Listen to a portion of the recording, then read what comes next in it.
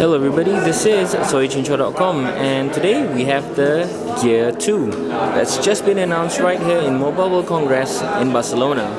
Also with us is the original Galaxy Gear, and we're going to compare these two devices a little later. But right now, let's talk about the hardware aspects of the Gear 2. At the front, you get a 1.63-inch Super AMOLED display. There's a 1 GHz dual-core processor, 512 megs of RAM, and 4 gigs of onboard storage. You also get a 2.2 megapixel camera, an infrared blaster as well, and a heart rate sensor, as you can see there. In terms of design, the Gear 2 does away with a home button, with a power button, so there's no more power button, but it includes a home button, as you can see there. Another major difference is the operating system. So where previously the Galaxy Gear uses Android 4.2.2, the Gear 2 now uses an operating system called Tizen. But in terms of user experience, it's very similar. Even the icons look very much the same. Gestures are similar as well. So you swipe down to close an application. You can see here. That's pretty much it. And yeah. But there are differences as well, obviously. So with the Galaxy Gear previously, when you want to switch on your camera, all you need to do is just swipe down and it will activate the camera. But with the Gear, it's not as simple. Let me just close this. With the Gear, it's not as simple. So you can't activate the camera from the home screen. Instead, you have to look for the camera application and activate it from there. Closing the camera requires a similar action, which is swapping down from the top.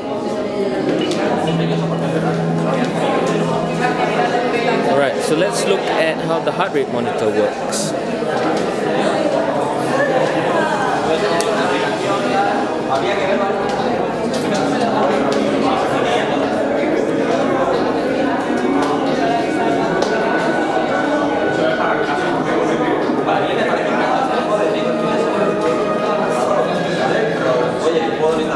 So that's how the heart rate monitor works. Let's talk about some hardware aspects of the device. So the Gear 2 is now waterproof. It's rated for IP67. Forgot to mention the battery, so it has a 300 mAh battery. In terms of hardware design, it's now much thinner. As you can see, much lighter, and the strap is interchangeable, so you can swap out the strap for any color you like when you feel like it. Previously with the Galaxy Gear, you can't do that. The buckle is also much thinner now on the Gear 2, and it doesn't incorporate a speaker.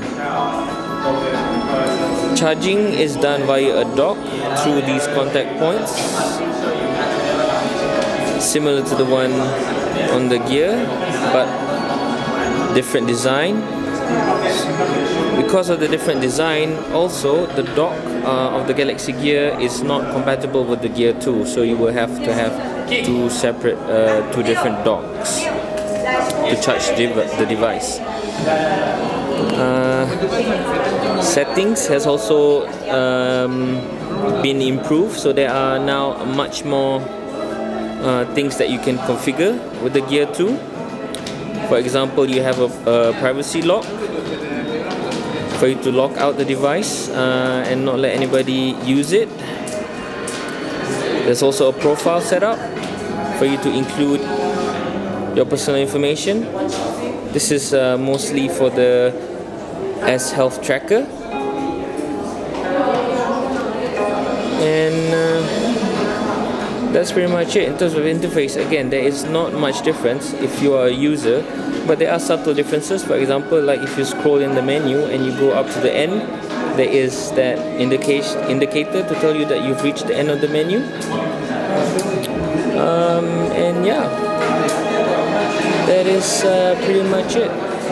Oh, third-party application support is also much better now. Let me just show you that. So there is now much better support for third-party applications compared to the Galaxy Gear. Okay, so that was a quick look at the Gear 2, comparing it with the Galaxy Gear. This is soychinchua.com. Thanks very much for liking the video. Thanks very much for subscribing to our channel, and thanks very much for watching the video. soychinchua.com. Catch you guys later.